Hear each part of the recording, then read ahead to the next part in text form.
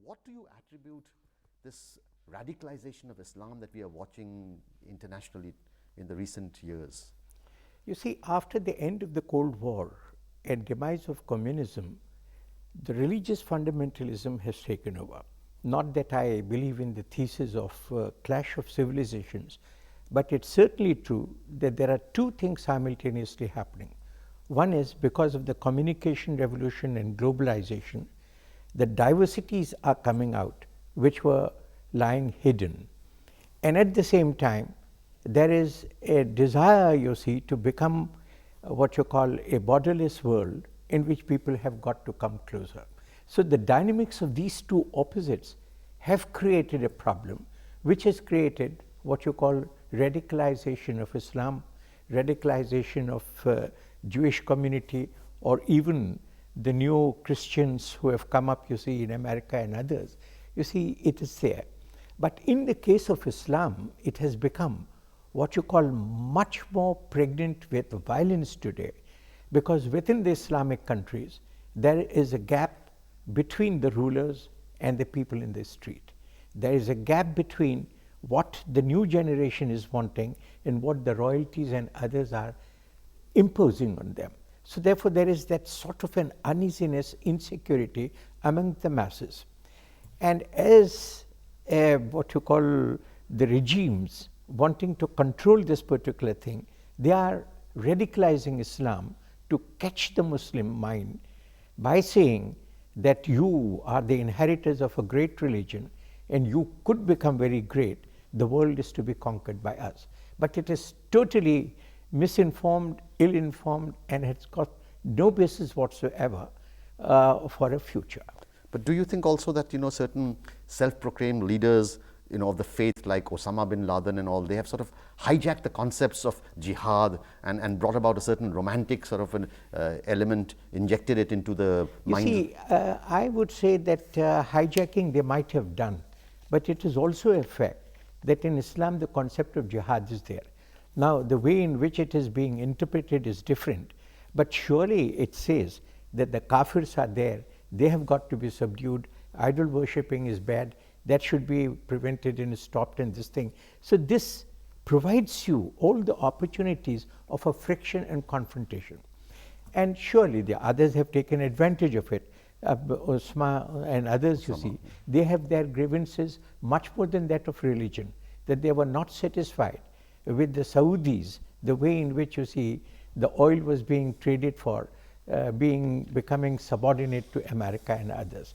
So as I said, a new awakening is coming up in the country, but it is extremely necessary that a reasonable leadership should guide it properly rather than putting them into those particular lanes which offer nothing but disaster. Now, however good a religion may be, and I am prepared to concede this particular point, that Islam is a very progressive religion, but when that particular religion joins hands with the politics of violence, it becomes, you see, terribly obnoxious and had got to be controlled. But what is the reason then that the moderate voices of Islam are not heard, that loud enough to condemn these very acts of violence that you're talking about? Yeah. Why is it that you don't hear them almost every day? You see, at least people like me, when we think of what you call the moderate voices and others, our voice is really the voice of nationalism. Our voice becomes the voice of secularism. And we, for one, would not like to be associated only with a sect and a religion. For instance, I am born a Muslim, in a Muslim family, and though I may not be a religious type of a man, but certainly I have inherited many of the cultural points of Islam. But when I become progressive, I consider myself to be an Indian rather than a Muslim. And if I have got to take up a position, political or economic, I take a position as an Indian, neither as a Hindu nor as a Muslim. For instance, you see, I come from Hyderabad. I had seen as to how, the Hindus and the Muslims were living together. But today when you go, you see the skull caps, you see the ladies in burqa. And as a reaction, what do you see on the Hindu side? That tilak on the matha is becoming bigger and bigger. The red in the, in the hair have become much more redder than it should have been. So this sort of a reaction has developed. And I, for one, would say that it is the civic consciousness which has got to come. It is the acceptance of what you call the constitution and citizenship which is important. And as long as we had, you see, the Hindus, Muslims, Christians, Sikhs and others living together in certain localities, celebrating their what you call festivals together and others, we never had the need, you see, for a Muslim to speak out or a Hindu to speak out to the other. And we were all thinking as to how do we develop and catch up with the developing countries during Nehru's time. You see, today what you really need is Indian heroes. Heroes, you see, who need not be profounding or propagating the ideas of Hinduism or Islam, but of India, how India has got to move forward. As a citizen, how do I have got equal rights? My human rights have got to be, preserved in others. And there I would say India is a very good example of a country going through harsh difficulties and yet finding what you call answers to some of those problems. You see, you take people, talk of Gujarat. Who was the first man who went to Gujarat and brought out the atrocities over there? Justice Verma, not a Muslim. Who went there from what you call the Minority Commission? A Sardar, not a Muslim. A commissioner of what you call elections, who was he? Not a Muslim. If for a month and a half the parliament's what you call discussions were going on Iraq and they would not proceed further unless Iraq question is being settled, who were the people in the parliament? 99% were Hindus. So this is the great thing about India, that in spite of that loud voices of the violent characters, we have got more, I would tell you, secularist in India, nationalist in India, citizens in India than anywhere else. But let's look at now let's look at other countries. Why is it that the moderate voices of from the Islamic Muslim community is not heard condemning violence in other countries, other Muslim countries? There, what I would say would be, media has also got to play a role. There are people, for instance, you see, as the rapporteur of human rights on freedom of opinion and speech, I visited Iran, I visited Tunisia, I visited several countries which could be considered as Islamic countries. And I did find there, a hardcore of people who were fighting against the establishment and trying to establish themselves as what you call the modern voices.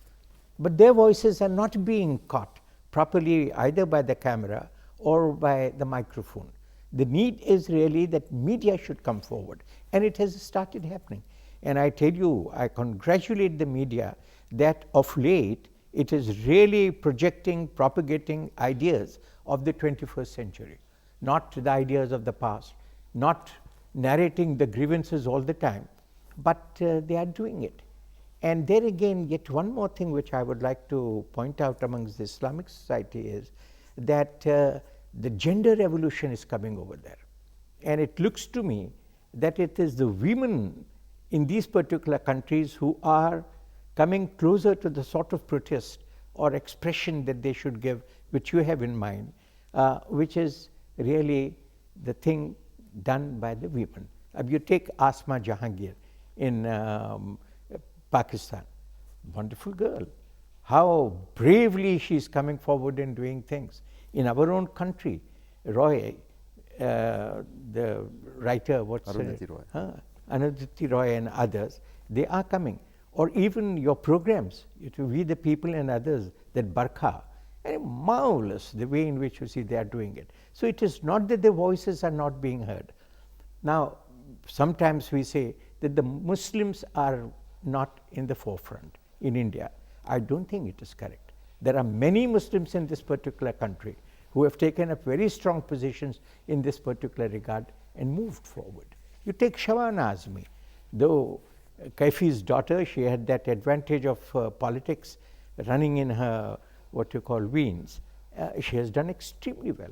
But let's go back to the the Muslim nations which have really been hurt by these so-called jihadi elements. Why are those countries so apologetic about the militants? Why don't they come out and condemn suicide bombing and mindless attacks that constantly keep happening? You see, there what has happened is you have got to go to some of the theses of Edward Said. You see, what Edward Said had said was that in the Oriental, the description of the Orientals has been done by the Westerners in such a way that you look as if they are the most backward, the most anti-democratic, and the most what you call primitive in their outlook and others. Now, that particular thing has created a psychology in these particular countries, and especially in the Islamic countries, where they think they have got to fight against this charge of Orientalism against them. And there they feel that the jihadis and others are somehow pushing the frontiers of their defense forward. But then again, as I said, it's a mistaken concept that the war of culture could be won through violence. It cannot be. As Gandhi had said, however good your cause may be, violence is not the instrument which will resolve it. So do you think that this apology for militancy is actually helping brew more militancy in these countries? It will. It will. You will see, for instance, you see even in Iran, Iraq, Pakistan itself. You see, Pakistan supported what you call some sort of a militancy and terrorism, terrorists and others. What has happened in their own country itself? It is happening now that the Shias and Sunnis are fighting. In Karachi, the sort of things which are happening are not good. Walk into the streets of Lahore and Islamabad and others, which I did a few months ago, you definitely feel that the common man is not happy with that. And as Menon had said, Christian Menon had said in some other context, that when you give what you call a rifle to a man, it does not mean that the direction of the rifle will always be against the communists and not against yourself and the others. It started happening. The attacks on the rulers which have taken place today clearly indicates that you see this sort of a violence is a verdict against the type of the governments they have. Going back in history now a little bit to 79, why do you think the Sunni countries viewed the Ayatollah Khomeini's rise to power and the revolution in Iran with such great apprehension, especially countries like Saudi Arabia? It's again a very interesting thing. You see, the Shia-Sunni controversy is as old as Islam itself, if I could say. You see, their fourth Caliph, Ali, Hazrat Ali, was, according to Shias, should have succeeded what you call the Prophet. While the Sunnis say no, there should be a democratic process, and according to the democratic process, Imam Ali comes fourth. But the Shias are not really very willing to accept that particular thing. And after that, you see, after all, these may be a religion, a common religion, but the nations upholding this particular religion are different. And the national attitude, the view, it is Saudis who have financed it. And what has happened is that Saudis do not like the Irani way of Islam to become a dominant factor. And the Wahhabi sector is that of what you call Saudis, and they would like that to be perpetuating. And they have more money. And as a matter of fact, the madrasas and others, which have an unholy alliance, I would say, with Islam in this particular country, has caused havoc. And I would not say that you would excuse the centers of what you call fundamentalism, which were there in Iran, and still continue to be there. But do you think that after Khomeini's rise to power, the Hezbollahs who sort of were funded by Iran, I mean, could you comment a little bit on that aspect of Islam as the fountainhead of fundamentalism? I would make one point very clear, that money is the driving force everywhere. And the money today is associated with the oil. And the Saudis have got a lot of money in this particular regard. And they consider themselves to be the champions and upholders of Islam. And their Islam is what you call based on Shariat. And they would like the entire Islamic population to move in that particular direction. And naturally, you see, that has got its own clash, not so much with the civilizations, but with the time in which we are living. Now in India, quite right, you see the Muslims who were not getting jobs in this thing or the other, they go to Gulf countries. And as somebody told me in Hyderabad, that when they come back from the Gulf, they come back with money and burqas, that is the chadar.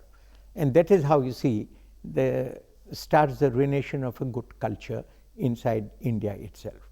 And there, I would hold Saudis to be correcting their course rather than, you see, leaving it as a goodwill mission from their side for the Islamic countries.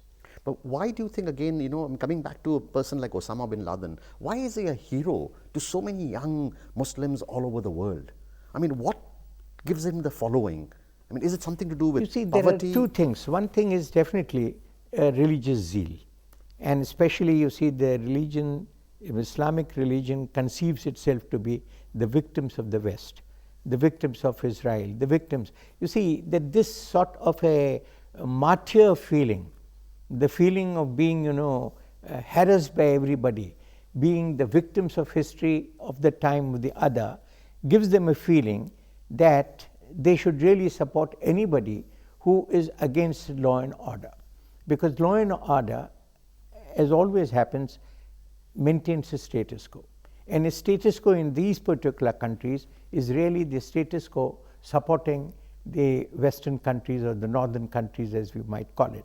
So there, they get what you call the street feeling of dominating a section of society who would take up a war against what you call their victimizers.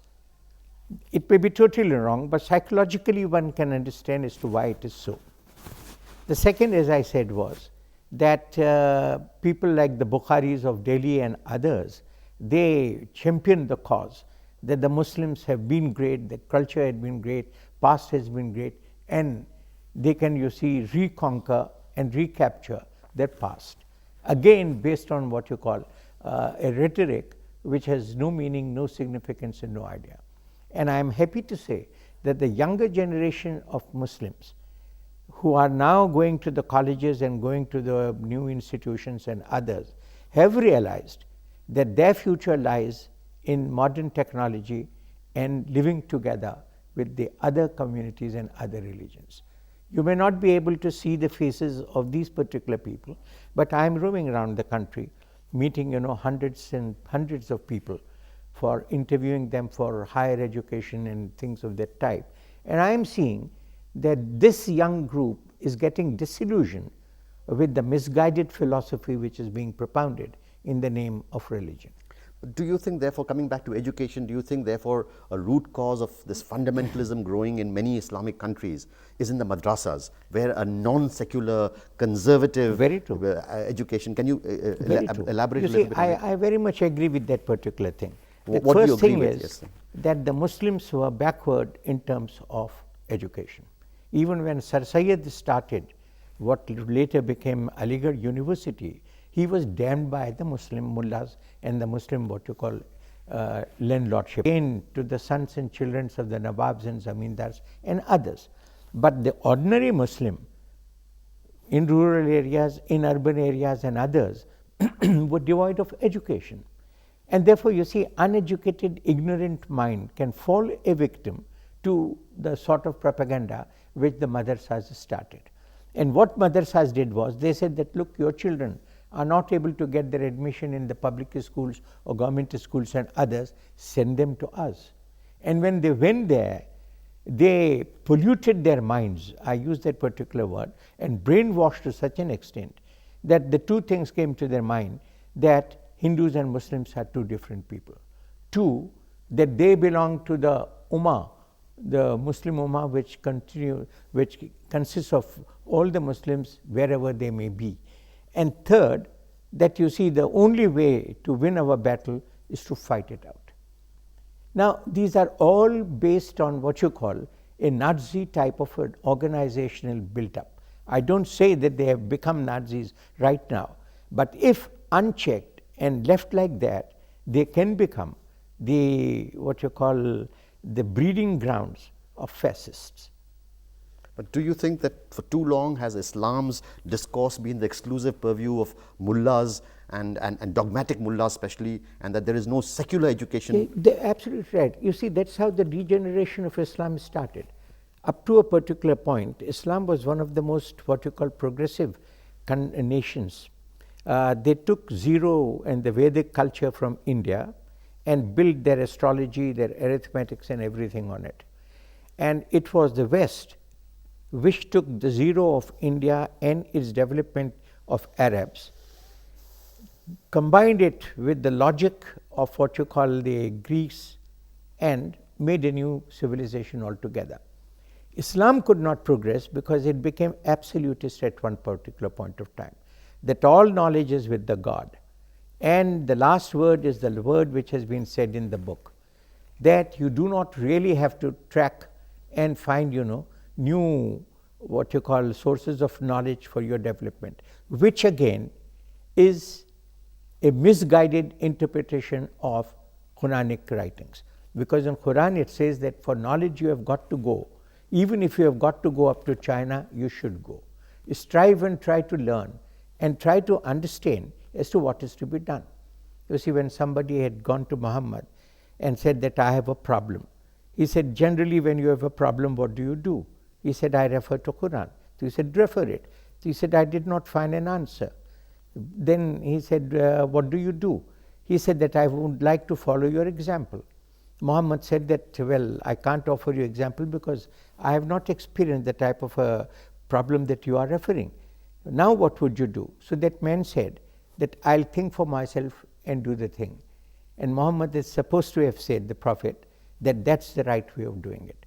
It is something like, Krishna, who after giving his, what you call, talk to Arjuna, he says that, look Arjun, in the last part of Gita, I have tried to dispel your doubts. I have tried to give you all the knowledge that was needed. I appeared before you as I would not appear before anybody. So I have cleared your mind now. Now think for yourself and do. You see, this particular process is stopped in Islamic society and country by the imposition of the mullahs who have come in, and they stopped it. And their interpretation became the final verdict. And somehow the people of that particular time, they accepted that thing, and the whole thing started. The entire jurisprudence and its processes and others got vitiated from that time. What do you think is the solution? The solution, first of all, I as an Indian Muslim of India, what I think is that we have got to think ourselves as part of India. To me, the soil of India is my mother. It is working for that particular country that I find my destination in it. And therefore, the Iqbal has once said, Sare jahan se acha Hindustan hamara. You have got to admit that particular thing. And the other thing is, ke zarra zarra is zameen ka jo hai, wo mera devta hai. You see, unless you start thinking in those particular terms, that I am Indian first and Indian last, irrespective of the religion which I have, the culture I have in the other, we will not be able to move forward. But what about Muslims, the Islamists outside India? What is the solution for them to counter this growing radicalization, this fundamentalism? You see, it is the tide has turned. I think, you see, the fundamentalism, especially the terrorist thing, is not going to last long. Now you see, for instance, in the northern African Islamic countries, the change has already come. You see, the way in which Morocco took up a stand against those people, who bombed somewhere close to that mosque over there, is a clear proof of that. In Iran itself, the rise of a new class, which is being suppressed today, is unsuppressible, I would say, unstoppable, and that is going to happen. And much more than that, I will come back to the first point which I was making, that activated by technology and science, the urge for globalization which has come in is unstoppable. The smallness of people, the drawing of what you call shutters or raising of the walls is not going to stop new ideas coming into our country. Would you therefore think that there is a sort of a solution lies maybe in changing the curriculum of the madrasas in the education? You see, first of all, you say madrasas must close down. And when I say that must close down, I am referring to the type of education which is being given. And I don't mind a person knowing his religion, his culture, but then he should at the same time be taught and given a good education about the country to which he belongs, about the common problems and the realities of that particular country, about the future vision which you have got for that country. I liked when our president said that our future generations would not like to know as to how many shrines we have built during this time, but how much of growth and how much of prosperity you have brought in. Now, not only education be given, the right type of education should be given. The Muslims who send their children to the madrasas and others, they think that they are educating their children. Surely they are learning what you call the letters and this thing or the other, how to spell a word and this thing. But then the type of knowledge which is being given to them is horrible. I consider it horrible because it divides people. It vitiates what you call the common life, the civil life of the people. One last question. How does one condemn suicide attacks? Is it justified in Iran, in Quran? No, I don't think it is justified. First of all, I really don't know that well, the Quranic teachings and others to comment on it, but I don't think it be so. Can you say suicide attack because this will be used in... Suicide attacks are not there. You see, shahadat, the concept of shahadat which is there is this, that when you have got to fight for truth, when you stand up against the lies and what you call blasphemy and others, they said that you must die in that cause, and when you die you become a martyr, and when you win you become a ghazi. So that sort of a concept has been given. But then to superimpose on it the ideas of hatred, the ideas of what you call the sin because somebody belongs to the other religion is totally unacceptable. I can understand truth and beauty to be considered as God, but to say that just because I am born a Muslim, I am better than Hindus, I am better than Christians, I am better than everybody, or vice versa. Hindus and the Christians and the things thinking that all the Muslims are bad or the Islam is bad or the other has got politics, more of politics in it than the morality and truth in it. So therefore today what you need is the heroes like Gandhi and others to come and stand up, and where the suicide bombing or even any type of terrorism is concerned, I think people like you and me should stand up and condemn it openly. Thank you.